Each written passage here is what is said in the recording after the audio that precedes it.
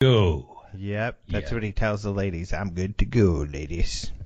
And they're like, yeah. Oh, they get so excited when you tell them that, don't they? Oh yeah, they're good to go away when I say that. Yeah. They're good. They turn around and run.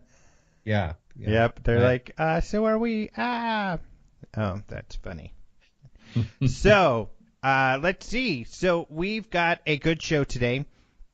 I guess I'll tell people who I've got. I've got Larry Cates, and he is one of the guys who's part of that SCU team, the Scientific Coalition for Ufology. So they're the guys who worked on the Aguadilla, Puerto Rico case. Okay. So just to bring people up to speed, that was the case where a Homeland Security, essentially like kind of a border patrol plane in Puerto Rico, was taking off from the airport there in Aguadilla, and they, using their infrared camera, were able to, first with their eyes, they saw this light out in the ocean coming towards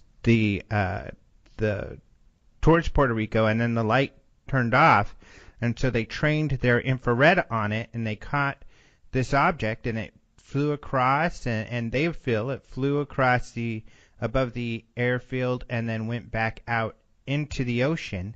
And when it seemed like it went into the ocean and came out and maybe even split into two objects. That's what some people suspect. And this is from the video, because the video's out there for people to look at. So SCU did an analysis of this video. Essentially, they agreed with that flight path, and they felt that the thing is anomalous. So they don't have an explanation for it yet. Yeah, I don't think too many videos have been looked at with quite this much scrutiny as that one film. And this is the first, you may have said this before in the past, but this is the first time I've heard about any light in the beginning. I've never heard that before. Oh, yeah, it's in my story and in their report. Yeah, and that is an interesting aspect, because most people are focused on the video and analyzing the video, because that's the data we have. That's the evidence. And however, that witness testimony is also pretty significant. In that a bird's not going to have a light on it, neither will a balloon. And we go over some of the ideas, because some people think it maybe was a bird or a balloon. Right. The FLIR expert I've spoken with, who works on those exact systems, he doesn't feel that. He feels that he doesn't know what the object is either. So, it's such an interesting case. So I've talked to many of the people involved with the case who were involved with the investigation, but I haven't talked to Larry yet. And he's great to talk to, because he's like in his 70s, and he's retired, a retired computer programmer. And so I also asked him about, how he got all into this stuff, and this great sighting, this amazing sighting that he had with his wife in the 80s. So, wow. Yeah, it's a fun interview. Great. Yeah, pretty cool. So, sit tight, people. But before that... you know what? I'm going to... What? No, I'm going to initiate the news today. Oh, you are? Okay. And you know how I'm going to do that? I'm going to pass the ball to you this week, because I've read this article you wrote, and I think it's fascinating. So I'm going to have you start the news today, Alejandro, and tell us about the report of UFO over nuclear plant in Nebraska found in recently declassified documents. Please. Yeah, this is a great story. I did a great job investigating. I get all the credit for this. Just kidding. Actually, the person who should receive the credit for this one is John Greenwald of theblackvault.com. So yet again, he has hit a home run. I mean, I'm such a fan of his work, because he digs, he uses the Freedom of Information Act to get UFO stories out. One of them I haven't even written about. He got some National Park Service stuff, and I need to write about this. He told me about it. Luckily, he'll give me a heads up often. He'll say, hey, I just found this cool document. Here it is. Please don't post anything until I do. But, gives me a heads up so I have some time to write something up. And in the case of the Park Service one, it was like a week before the conference or something, so I didn't have time to do anything with it. And I need to. And I'll tell you guys more about that maybe next week after I write something up. But this one is really cool. So what happened is Mr. John Greenwald asked for the UFO documents from the Nuclear Regulatory Commission. And these guys essentially, they look after nukes and nuclear facilities for safety and stuff like this. And they got back very quickly, within a matter of weeks, which is quick for a FOIA, and they gave him some files. The most interesting, about 43 pages of documents, actually, and there's only maybe 2 or 3 things in there, and you have, what you would expect, some weird kind of letters like we receive, and really, who knows how much veracity there is to these things, but essentially, like one person claiming that there's some radiation he encountered, and he thinks it's related to his daughter being abducted or something like that, and they're kind of like, well, not much we can do about that, sorry. And then another person claiming that, nuclear-powered planes were crashed around the country. And they're like, well, we're not aware of this, and we're told that that didn't really happen. So, but the most interesting is a UFO case from Cooper Nuclear Station near Brownville, Nebraska. And this is really fascinating. So the document was a report of a UFO that they received in 2010 from a former security officer at this station. Now, the guy said, nobody reported this, and it should have been reported at the time, but nobody did. So I was just thinking about it, and I was thinking, that should have been reported, and the NRC should have been told about this. So here's my report on what I recall happening in sometime in 1986 and 1989. So sometime between 86 and 89. He couldn't remember exactly when. So it said he described an event while he was employed there, essentially that they observed a UFO that flew down the Missouri River, because this power plant is right on the Missouri River there. But this object flew down the Missouri River at about 150 feet in the air. It hovered in front of the intake, which is where he was, and I believe this is, essentially a part of the base that, or the part of the power station that's next to the river. He saw it for a few moments. He contacted another security officer who also saw it, and then after they watched it for a while, it went back up the river, and that was it. And so, really weird. He said the next evening it happened again. They were there. The object came over. He said this time he didn't call anyone, but it came into the protected area. It hovered above one of the reactor buildings. He said the object was roughly triangular in shape with a circle of rotating lights on the bottom. He couldn't hear any noise from it. He believes that it was about a third the size of the reactor building, so pretty big. Once it did come into the protected area, that's when he kind of freaked out, and he called the security break room, where most of the officers were, I guess, hanging out in the break room. And they came and they saw it. It hovered for a few minutes, and then it moved outside of the protected area, returned back up the river, just like the night before, and that was it. So really amazing. Weird. Yeah, what a great case. So the NRC did investigate. So they did say, and this is kind of interesting. So one of the funny statements is that when this report was emailed, back and forth, because some of that correspondence is in here, they mentioned this is going to be a wild ride, investigating this. But another one of the the senior resident inspector, his name's Nick Taylor, he said that they looked for corroborating documents from the time, but they didn't find anything. However, he said that doesn't mean this did not happen. He said back in the 80s, essentially, that they were not reporting things as frequently as they should have been. So he said in his search for reports from 1986 to 1989, he only found about 1,000, a little more than 1,000. However, these days, there are about 10,000 reports a year. So just to demonstrate how they didn't have as many reports. So it still could have happened. They also said that those people who also saw this UFO with the security guard are still working there. So even though this guy's retired, the others aren't. And they've been working there ever since the 80s, you know. So they did interview those people. However, unfortunately, the results of those interviews were not in these documents. Yeah. But now, if those people are still working there, someone could, you know, I mean, in theory, get in touch with them or attempt to get in touch with them to talk about it. You're exactly correct. I would think.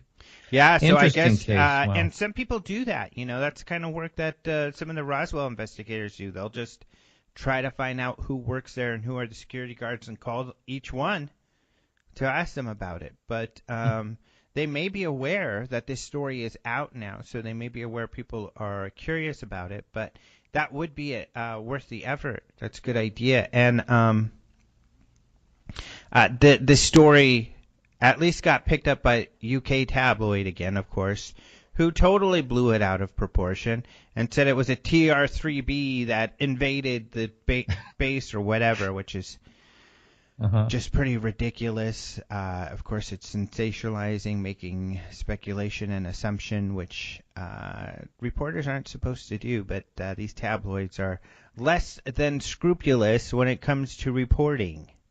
Yeah. Unfortunately, no control over that. Right. But you're right. This is a great case. Another great find from John Greenwald, which just shows, you know, the effort he takes to look for these documents is still worth doing and can still result in some very fascinating information. Can you imagine the work that, I mean, no one really, I don't think people really think about it, but you imagine how much he has to sift through before he actually finds something of any, you know, consequence? Yeah. It's a lot of work. A lot of work. I give him a lot of credit, too. Me, too. I mean, he's one of the hardest workers. He deserves, he's one of the shining lights in the UFO field. I think he's great. So, I asked a while back, I said to Stan Friedman, I said, who's the next Stan Friedman? And you know what? He said John Greenwald. That was interesting. I wasn't expecting that, but that's something I told John when I met him out there in Phoenix, and he was humbled by that, actually. That's pretty cool. Yeah, he's gonna have to grow a beard.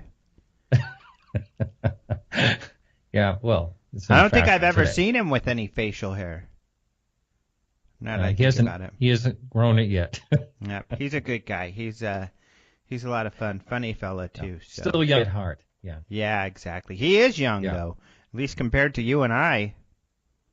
I know. Well, he started out at what, 15 or something like that? Yeah, I mean, he was just a kid, a teenager, little brat kid. Amazing. Yeah, really cool stuff. Yeah. So who's the next John Greenwald? That's what we have to The find next out. John Greenwald? I don't know that there is another John Greenwald out there, but he's too young to be saying who's the next John Greenwald. But another person doing great work, of course, along the lines of what he does is Paul Dean out of Australia. Yeah, right. I mean, he's doing some great stuff. I mean, he's finding information that's already out there, but that people don't know about, and putting it together and bringing it to everyone's attention, which is invaluable. So, yeah, I'm a big fan of Paul Dean's work, too. Yeah, absolutely. So, do you have any news stories yourself? I got a story. Oh, we got cool. time? Yeah, we sure do. Okay. So this happened back in 2014, and it's a report of a disc UFO in New Jersey was the size of a football field, as the witness claimed. Big disc. And they were driving home from work back on December 10th in 2014. And a quote from him: "At the end of this long, hilly road, you come to a four-way stop," the witness said.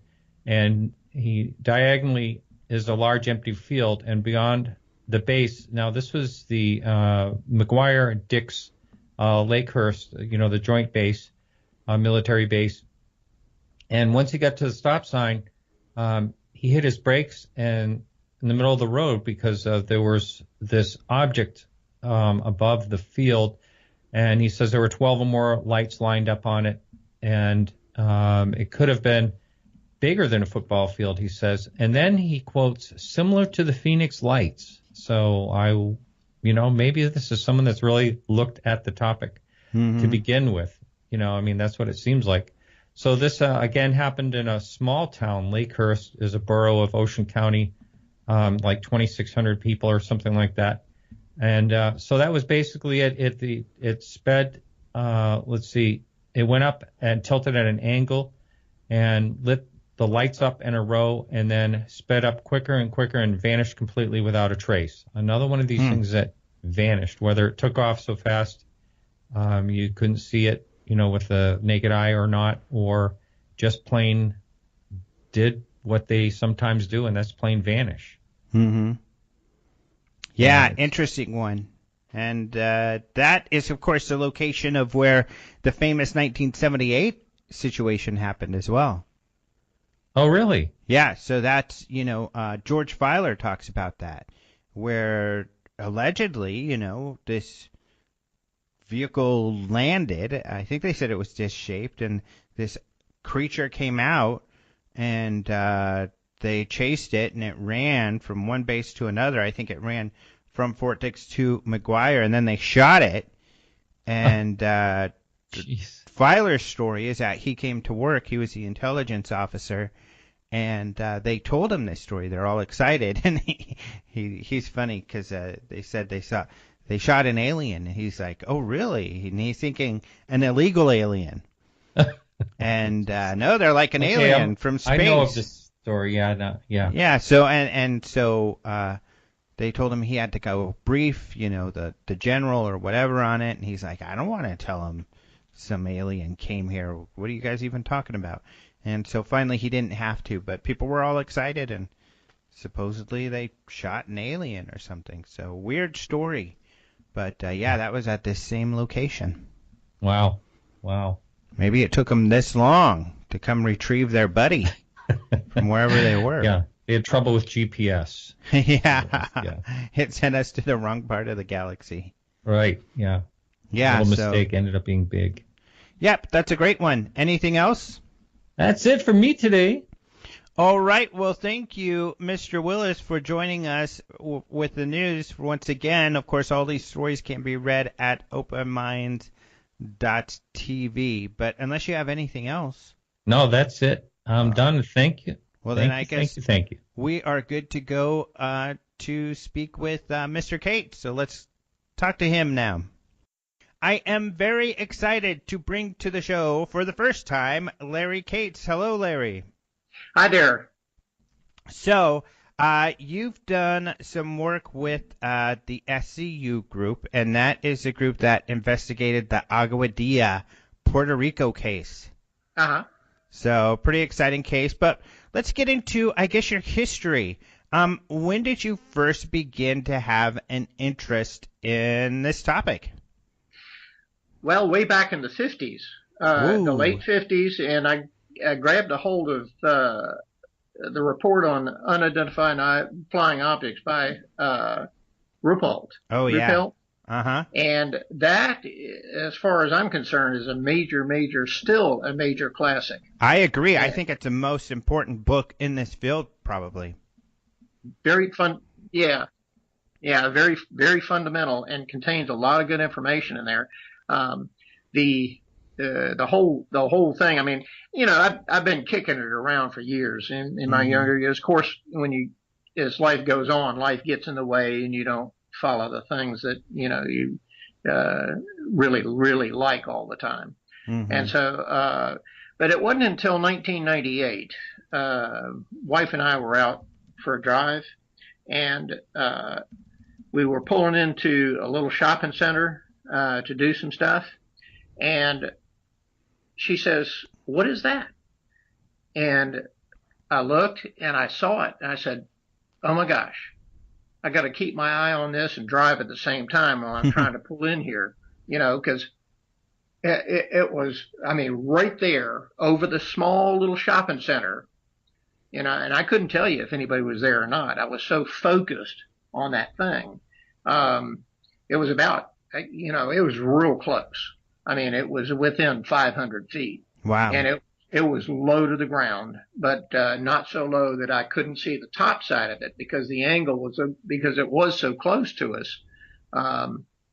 The angle was such that I couldn't see anything but the underside of it. The top side I could not see.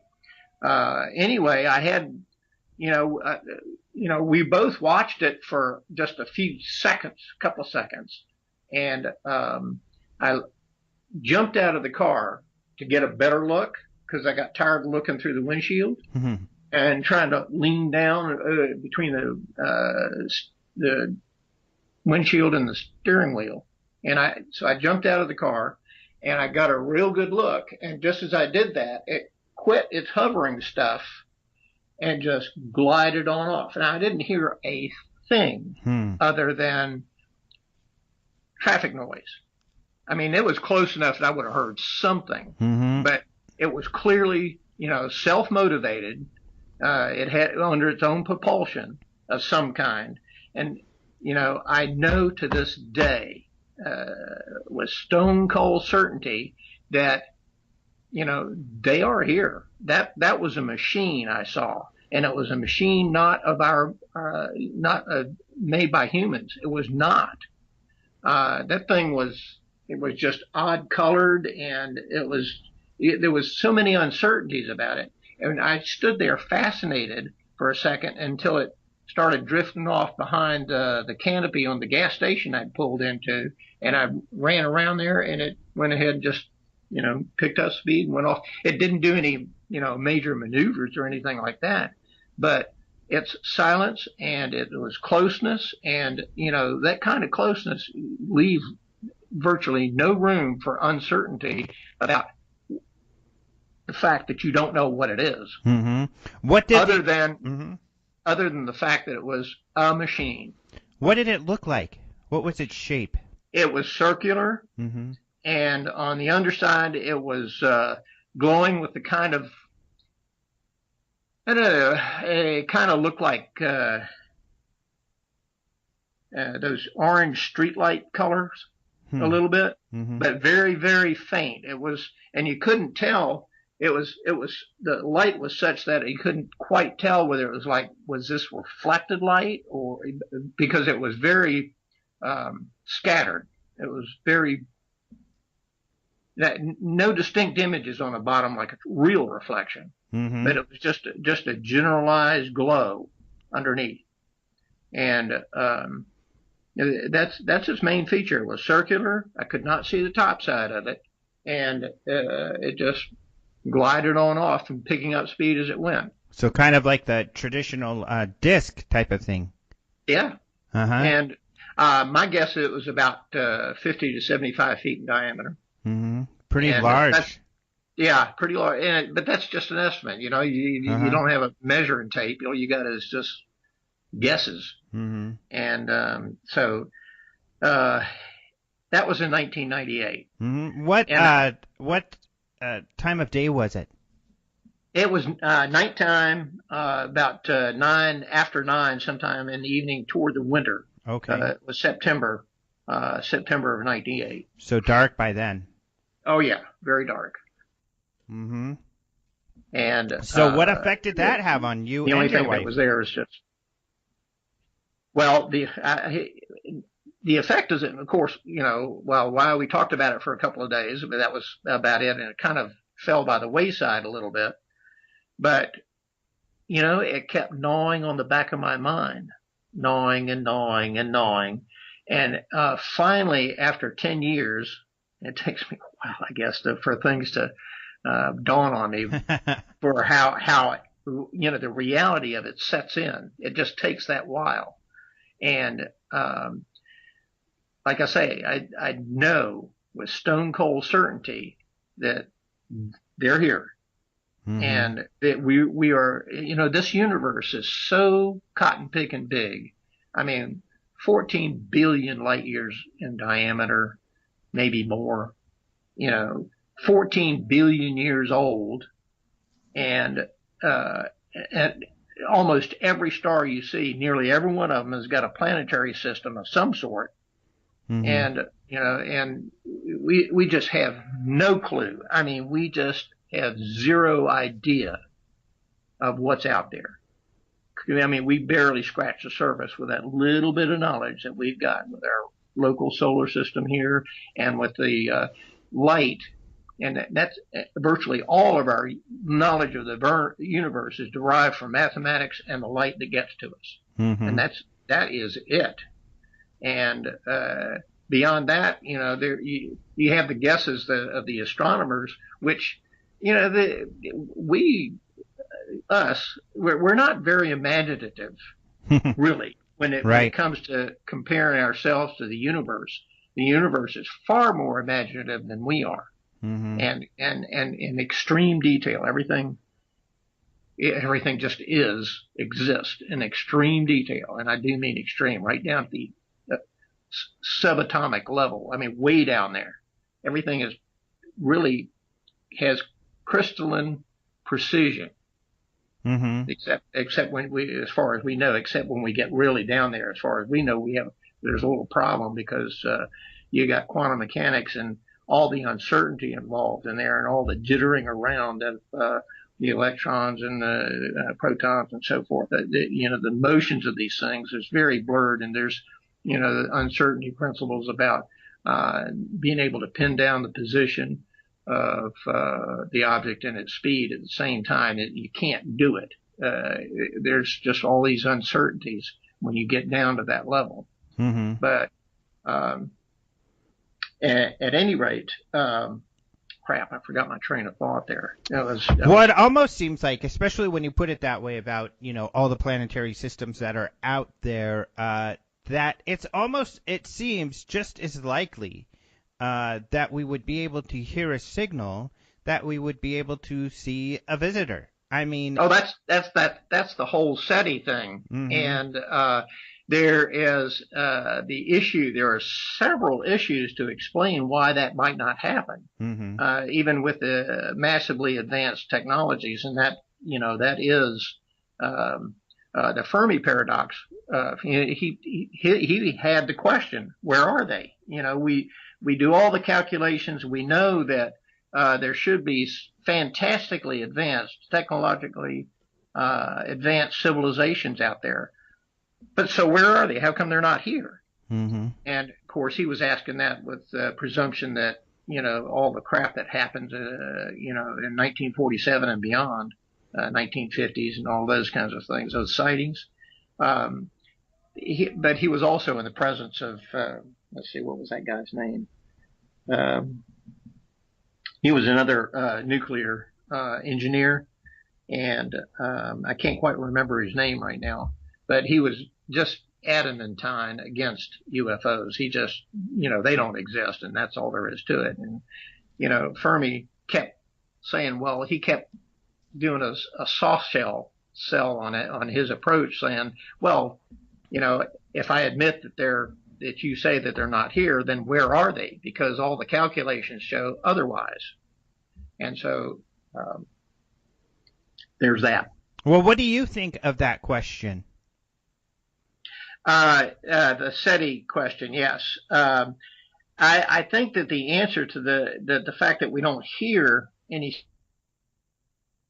yet, if you really read it, there's a world of precarious situations under which we would likely catch that signal.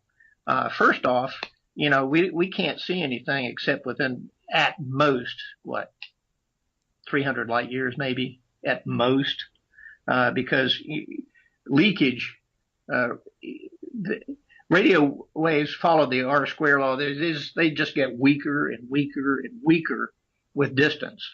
Mm-hmm. And we have to have our equipment has to be more and more and more sensitive, and we just have a great deal of trouble trying to detect that. And I'm all for them trying to do that. I mean, there's other technologies that can be derived from what they do indirectly, but the fact remains that the signal is really difficult to detect. Mm-hmm. And faint. And furthermore, there's the issue of, well, how advanced are they, in comparison to when do they just drop analog electronics altogether and move on to digital electronics, or even, sub-quantum bands, who knows, Mm-hmm. So you name it. There's any number of reasons why we're not detecting that signal, but we're not. Mm-hmm. So after your sighting, did that kind of reinvigorate or really motivate you to get more involved with looking into the UFO topic? Over the 10-year period, mm-hmm. Yeah, it grew and grew and grew on me until I just said, okay, I'm going to sit down here and just go through the Blue Book records that were archived on the web in detail. Mm-hmm. And I especially focused on the July 19th and the week after, was it 26th, 25th, or thereabouts, mm-hmm. of July 1952. Really focused on that period in a lot of detail, and just totally fascinated by what I found. All the hubbub and all the crap that was created by that. And it fell completely silent in the general public after the initial hubbub. Even Truman got involved back then, saying, "Hey, what's going on here?" Mm-hmm. With that 1952 Washington thing, but and Sanford, General Sanford, the one that held the press conference afterwards, totally, he was able to actually squash the whole episode with smoke and mirrors. He was. And the crap that he pulled, I mean, there's all kinds of shenanigans that he pulled. The people that were directly involved with the incident, he kept them out of the conference. They were not even allowed there. Right, which is documented very well in Ruppelt's book. Yeah. Yeah. That, it's been documented in a lot of different places. Mm-hmm. The press conference that followed, and if you read the press conference in detail closely, you will see how he just did a lot of soft shit. You can see it. And it just really irks me that that you can bet your bottom dollar they had a major interest in finding out what the dickens these things were. Mm-hmm. I think it's changed a little bit more recently, but for so long it's like the public was clamoring for a simple explanation, I think, just so they can put it to rest and move on with their lives.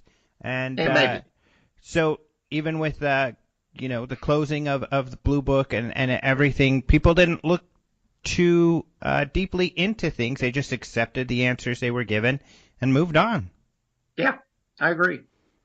But the thing of it is that when you're involved in your day-to-day life, you're more interested in putting bread on the table than you are in anything else. Yeah. And so you have a hand-to-mouth of existence, relatively speaking. Mm-hmm. And so people by and large are more interested in their daily lives than they are, saying, well, yeah, this is interesting, but there's more important things. Because and the importance of that, the relative importance of that is because they don't give it that much. Mm-hmm.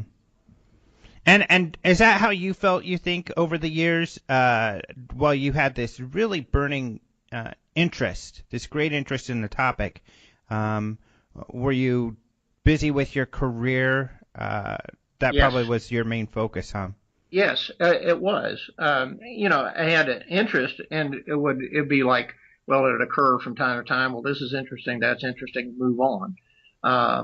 It wasn't like, the major focus that I had in, just prior to 2008. Mm-hmm. I think a lot of people are like that. I think the majority of the listeners of the show are probably like that, which, I don't fault anybody because, like you said, you got to put bread on the table. Luckily for me, I mean, if I had children, I might be completely different. I might have never gotten so into all of this stuff. But yeah, I think that, and I kind of talked about that at the last conference. That's what really keeps, people are limited in the time and what type of time and effort they can spend on their own interests when they have children and careers that they have to pay attention to. Uh-huh. And that is far more important naturally than something that may or may not be true to them. Mm-hmm. So what was your career? Computer programming. We had I worked with a small company that did micro to mainframe communications. Mm-hmm. And we used to do the software to accomplish that goal. And it was interesting work. I mean, the banks loved us to death for a while until the advent of the internet, and then we died. Mm. By then I was ready to retire anyway. So you guys were a precursor to the internet. Yes. We predated the internet. We had, this was back when modems were still the form of communication. Mm-hmm. That lasted 10 years or so primarily. And the business about the internet came about and just, it was so obviously better than modems. It was unreal. Mm-hmm. Because they developed the equipment far and above modems, better equipment, so that made the internet far more possible. Well, let me ask you this question. This is kind of an out there kind of question, but just as someone who was there during, watching all of this technology being developed, there are some people out there who believe that the internet or some of these communications technologies that we have now, because they grew so quickly, have their origins possibly in back engineering alien technology. Do you believe that to be the case, being someone who was, right in there working with this technology during this development? Not so much. Mm-hmm. I think now, could there be influences? Yeah, do I think that there's a possibility of that? Yes, but proving it and showing it and demonstrating it, getting some concrete about it, impossible practically. Mm-hmm. It's like it's the same sort of thing. Does telepathy exist? We're still kicking that around. There's a guy named John, Jahn, doctor, that did some research in that about people's ability to influence very small pieces of equipment and small behaviors but real nonetheless, to actually influence. So telepathic and that sort of paranormal sort of stuff is really very sub-infant right now. We're just scratching the surface of it. To what degree it really exists, I really don't know, but there's all kinds of reports of telepathy things going on and that kind of stuff. Mm-hmm. But whether that actually has an influence where they could influence people, you've heard scientific ideas being in the wind, where two or more scientists come up with the same idea at the same time, mm-hmm. And produce a thing. This ideas in the wind kind of thing is very difficult to determine whether that influence or just simply a naturally occurring event. I don't know. Yeah. Yeah. So, but by and large, I think that I think we can credit ourselves for that because there's a very concrete trail mm-hmm. of development that you can see. Mm-hmm. Yeah, and sometimes I think when we don't understand something, we're a little too quick to jump to conclusions, and it unfortunately negates the extremely great work that some very capable humans have done. Yeah, we've trod on major pieces of work over and over and over again, but luckily for us, we had the wherewithal to finally recognize its true value. Mm-hmm. So once you retired, was it after you retired that you then joined MUFON? Correct. Mm-hmm. And did you become a field investigator? I became a field investigator at that time, yes. And how was that experience for you? It was eye-opening, mm-hmm. because you got to actually talk to some people that were involved in sightings, and over the years I've found that there's a few gems among all the sewage. Mm-hmm. But what the gems? How did they affect you? Oh, they were affected me greatly because there was something substantial you could get your teeth around, to something you could hold on to say, hey, well, here's something of physical evidence, or at least some substantial circumstantial evidence for things. Mm-hmm. Did you have any cases with actual physical evidence? Sure, photos. Okay. There was one down in Florida, mm-hmm. That I had where a football shaped. The best thing to call it is a probe. That fits the best description. What it really was, I don't know, but it best fits our concepts of things. Mm-hmm. And it was a red football shaped thing. And it would, the guy, it was gliding along the ground, and the guy kept trying to fiddle with his camera and chase it while he was trying to take pictures of it. And the last two of them, he managed to get the flash on, but he was trying to do, you can see from the EXIF data, that's the data that's embedded in the picture, mm-hmm. That you can actually pull it out and analyze it, because it has things like whether or not the flash was engaged, what the time is for, what the settings were for the focus and autofocus and all those kinds of camera settings on there. He had in detail. You could mark it down, and you could see. You could even read the excitement of the guy through these things, because mm-hmm. he was sitting there crazily trying to make these massive adjustments on these things on this camera in a hurry, and you can see how he was sloppy in doing it. The picture was full of light trails, and because he didn't get the flash enabled until the last minute.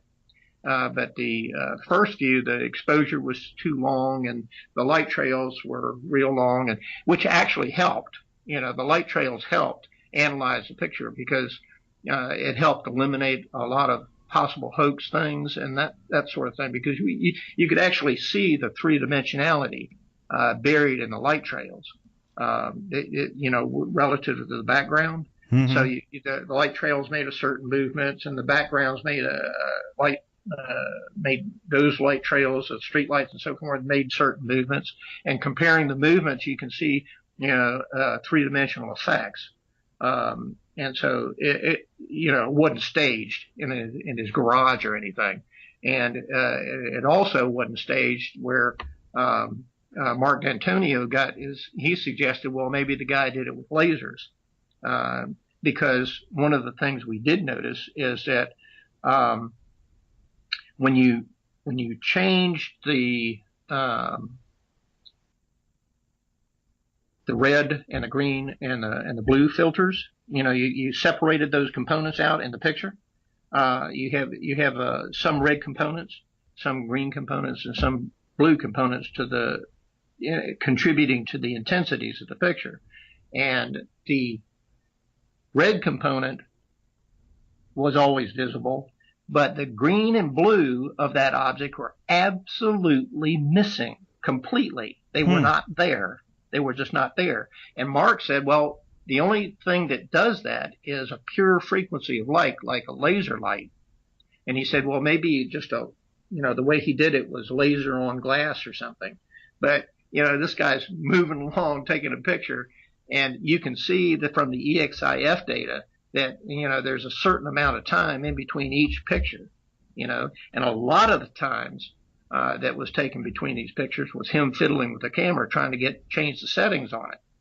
And not anything else, not fiddling with the background. I mean, he just didn't have enough time to do it. That was clear. And you could see the frantic activity he had because he was within 4 or 5 feet of the thing, taking pictures, chasing it down.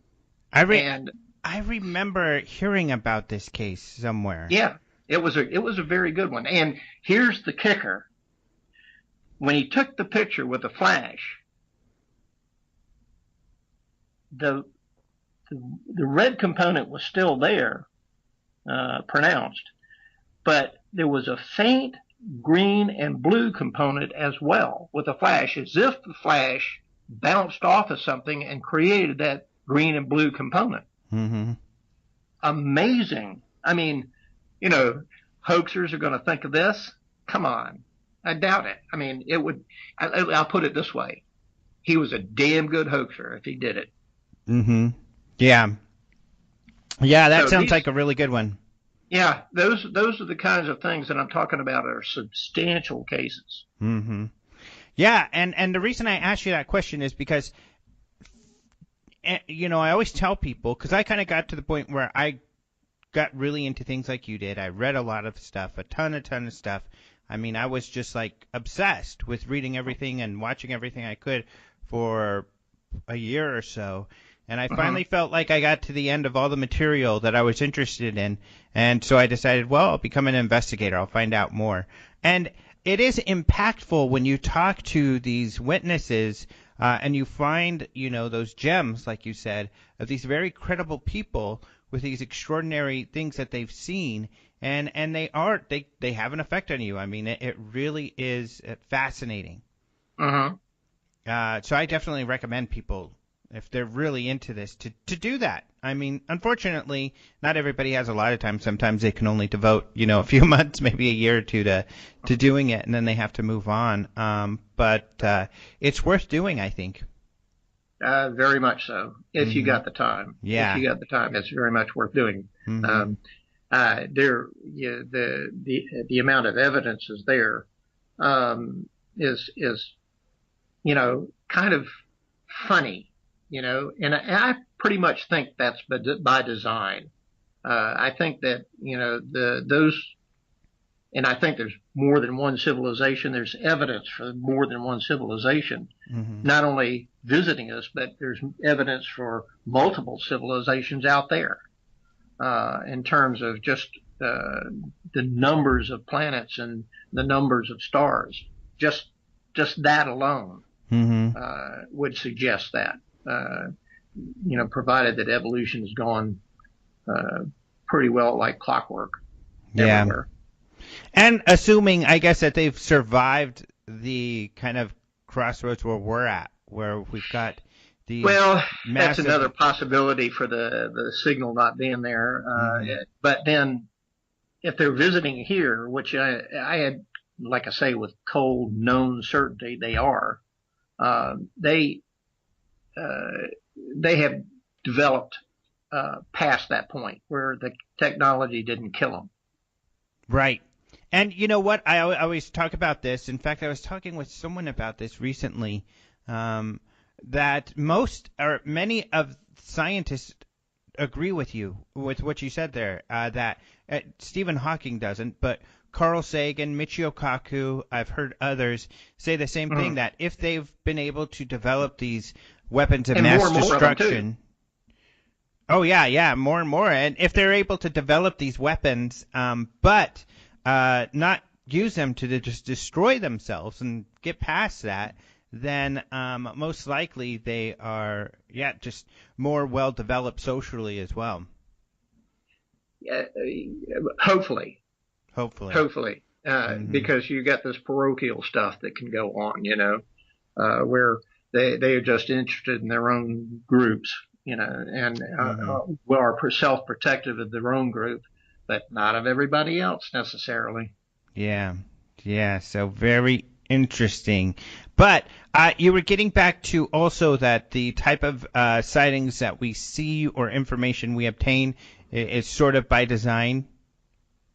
I do believe that they allow us to see only what they want us to see. I think that makes a lot of sense. Yeah, it would make a lot of sense, particularly if they are as advanced technologically to get here. They have very well developed chemistry, physics, and sciences, well developed. And not only that, who knows what they've done to themselves? They have, who knows what issues, ethical issues they face over, genetic engineering or convergence with machines, incorporating machines in their own bodies and that kind of stuff. Who knows? We don't know.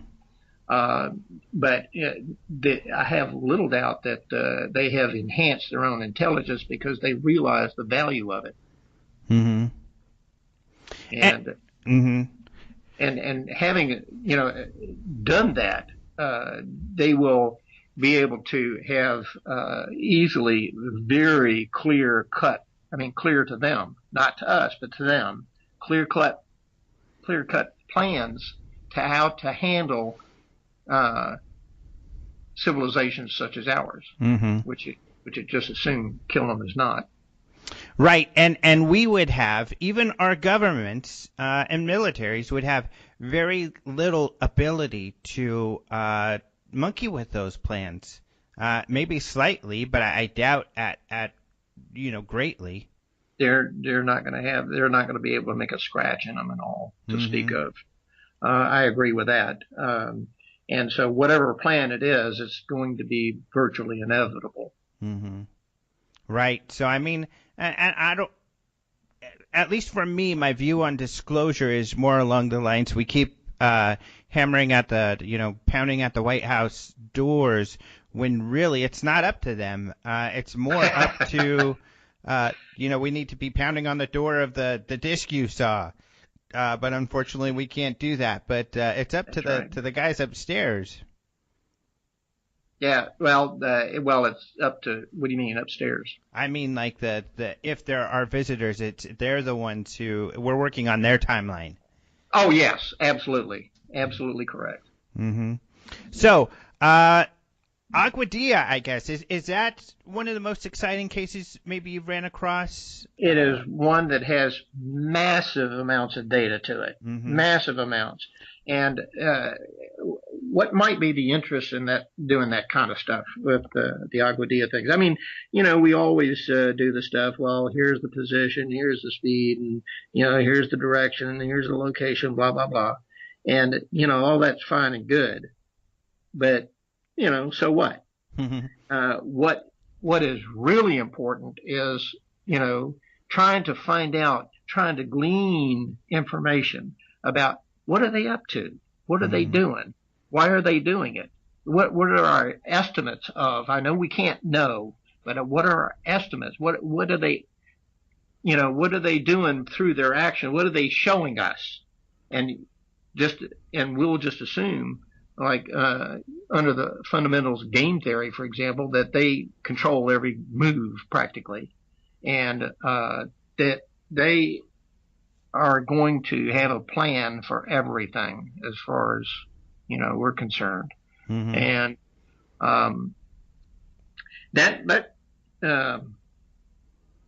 crap, I forgot what I was going to head for here. With the Aguadilla case, and yes. Yeah, the Aguadilla case, but the important thing there is, well, can we refine our measurements of everything there? I mean, there's a massive amount of information, and can we refine our measurements enough to pick up things like, is there accelerations and even changes in directions or an acceleration, of course, and just those kinds of things. And But see, here's an additional dimension to the information that we have, and we've got infrared intensities from that thing. Mm-hmm. And the infrared intensities, you start to ask questions like, well, are the infrared intensities having anything to do with propulsion, or is it just related to data collection? You know, what the dickens can it be?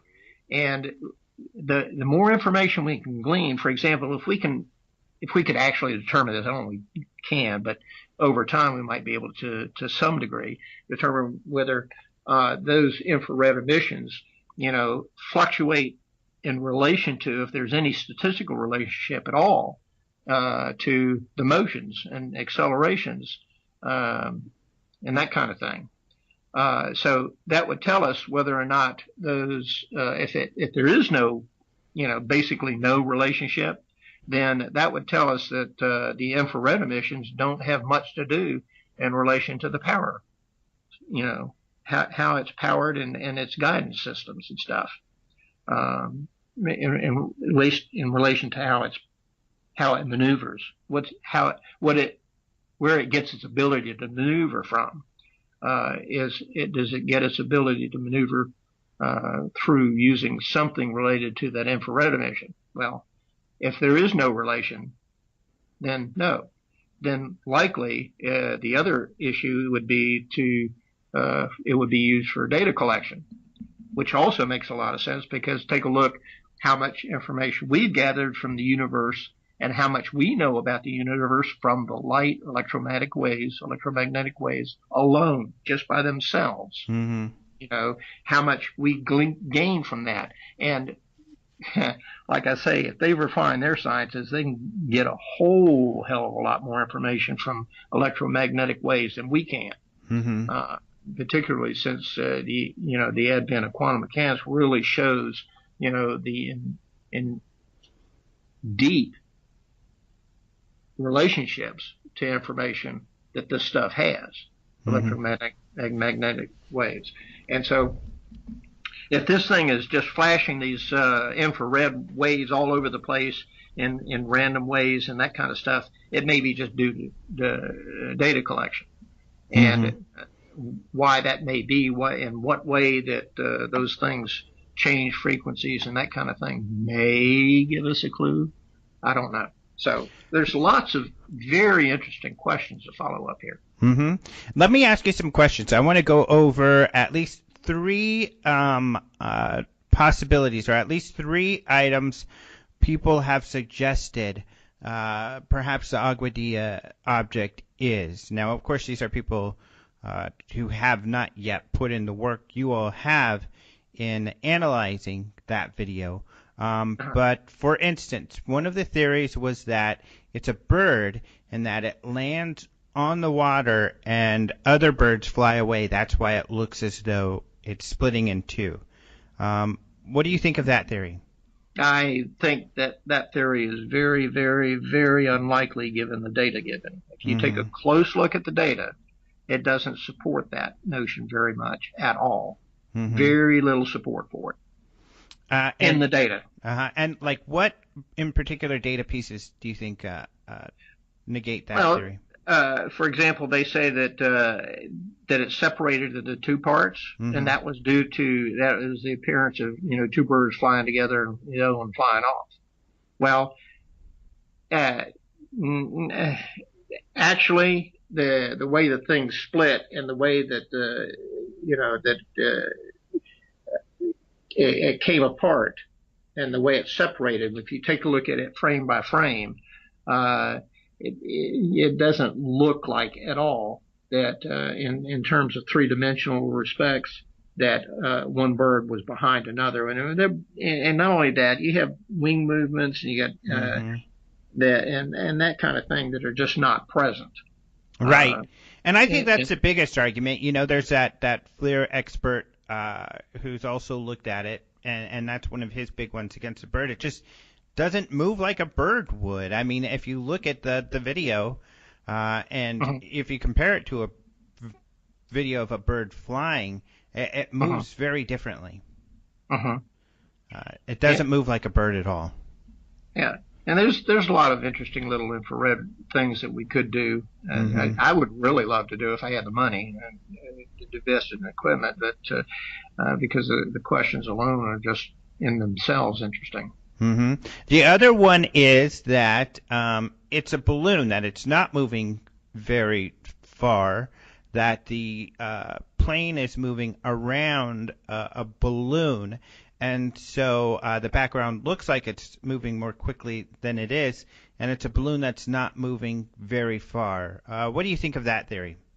That it has more substance to it than the bird thing. Right. Quite a bit more. And, there is a lot of physical support for that theory in terms of the trigonometry.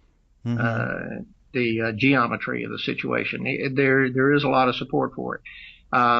And I am continuing to look at that in closer and closer detail. I'm not at all convinced that it's a balloon. There's lots of different ways. But the trick is, of course, is to, find the aha thing where, yeah, for sure, we've nailed it. It's not a balloon. And for one of those things is like the speed of the thing.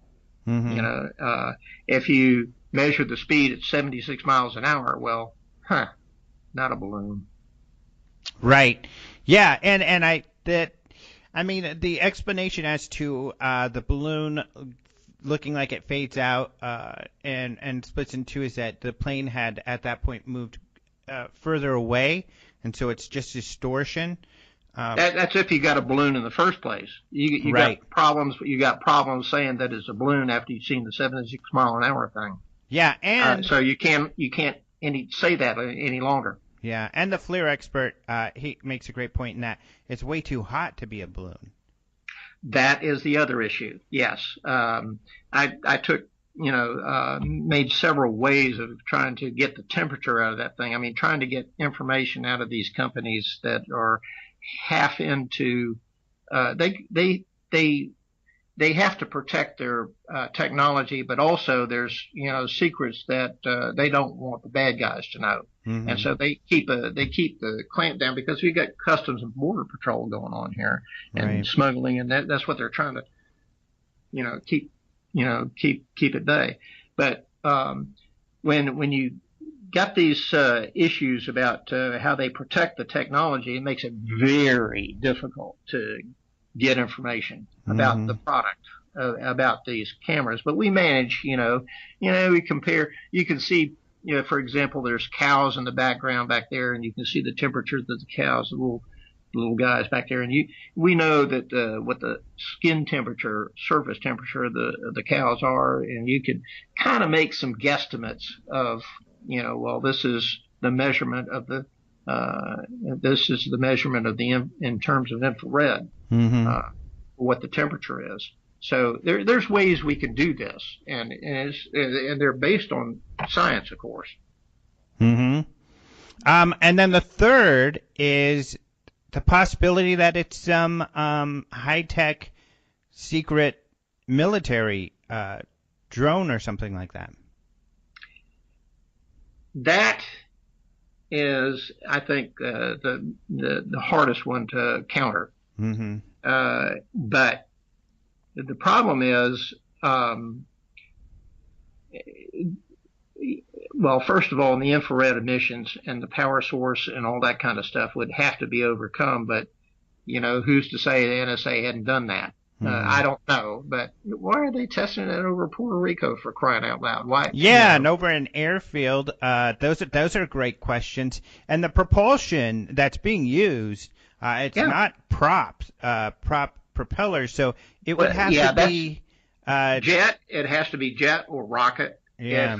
If it's our technology, because and I guarantee you, we do not have even the theory for any sort of other thing than jets and props and engines of various kinds. We just don't. We just do not. I mean, we've got, lighter than air and hydrogen, and all of that, but that's like ho-hum. Yeah, so I mean, to your point with these top three theories, is that the latter is going to be the hardest to definitely take off the list, but that for those who subscribe to the prior two, they've got some answers to give. I mean, they have to answer the questions that you raised, and thus far, they have not. I mean, I don't think answered those questions yet. Yeah, and until then, I'm going to pursue, all the other stuff as if the assumptions that I'm making and the conjectures that I'm making are true. Mm-hmm. And so you move ahead with that because it's fascinating to think about. Mm-hmm. So, given this case and some of the other cases you've worked on, do you feel that this field is moving along? That we are learning things? Do you have a positive outlook? Yeah, kind of. Yeah, like a drunken man riding a horse follows a straight line. It's that thing. Right. That's a good way to put it. So yeah, we're meandering roughly in the right direction, but I mean, geez, it's like dragging along a menagerie of noise. What do you think the best path forward is? Science. Mm-hmm. And the ability to admit there's things we do not know. Mm-hmm. Because, really well-known scientists have got up there and said, well, when somebody said, if a scientist says, this is, what the crap did he say? I can't remember right now. Anyway, don't worry about it. Mm-hmm. And, I guess, your schooling, do you have a science background? Yeah, I've got a bachelor's in math. Oh, okay. Yeah, so science is, and there's never really been a thorough or focused application of science in this field, at least an ongoing. I mean, even when you get back to the Air Force, it's been kind of, not fully committed. Even when you get back to what? The Air Force. Oh, yeah, they're still chasing the blasted things. They don't know. Yeah. They don't have the technology, but they want it. They don't have it. Yeah. But the technology and stuff is, yeah. All right. So I guess we are pretty much out of time. So I guess for someone who's been in this for quite a while, what would you say to people? What would you say to them to where is the best way for them to focus their efforts?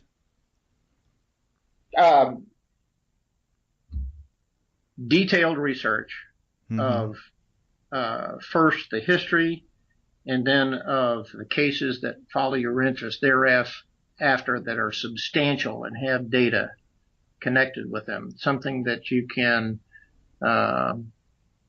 show scientifically. Mm-hmm. All right. Well, great. Well, thank you so much for joining me today. It's been a pleasure. All right. And you're going to continue working on Aguadilla and other cases that come your way, I'm assuming. Oh, very definitely. Aguadilla, like I say, there is a ton of data buried there. Mm-hmm. And you're still digging. I'm still digging. All right, great. Well, thank you so much for your effort in doing that. It is a remarkable case, and it's. I think you guys did a great job looking into that. And yeah, for at least for me, it still remains a mystery as well. Yeah. All right, Alejandro. All right. Well, we will talk to you later. Thank you so much. And again, like I say, it's been a pleasure. Thank you so much to Larry Cates for joining us on the show. It's always fun to talk to these people who have been interested in this topic for so many years and have been around to see the evolution. I mean, stuff that many of us know as history. Some of these people got to witness. I mean, I unfortunately was not alive when Ruppelt was alive, the guy who wrote the book that he's talking about. By the way, I know I've said this before. It's a must-read book, Report on Flying Saucers by Ruppelt, who actually was the guy who started. He was the first chief for Project Blue Book. But remember, Blue Book didn't start until 1952. It was actually the third project regarding UFO investigations. Well, of the big projects after Sign and Grudge, but there were other UFO projects like Project Twinkle and others. He talks about some of these in his book, but there were other, one-off kind of projects to look at different things. But very, very important book. Really interesting to hear that it had such a great influence on him as well, because it did on me, and it's a very important book. But beyond that, great to hear about his UFO sighting and the great work on the Aguadilla case. So if you want to see more about that case and or to see the video, go to openminds.tv and in the search just put in like Puerto Rico. You don't have to try to spell Aguadilla. It's a little difficult to spell, although it's spelled just like it sounds. And as you can tell, I love to say the word Aguadilla. So check that out because the video is really cool. Their report is very important, and see if you can figure out what the heck is going on. Anyhow, that is it for today. Let's see, what do we got out there? Oh, I don't know if I told you all this. In fact, I don't think I did because I don't think I had it up last week, but I did put up free on YouTube a video of me talking at Phoenix MUFON. And I was discussing the international UFO organizations out there. So these are the official government UFO organizations that exist in other countries.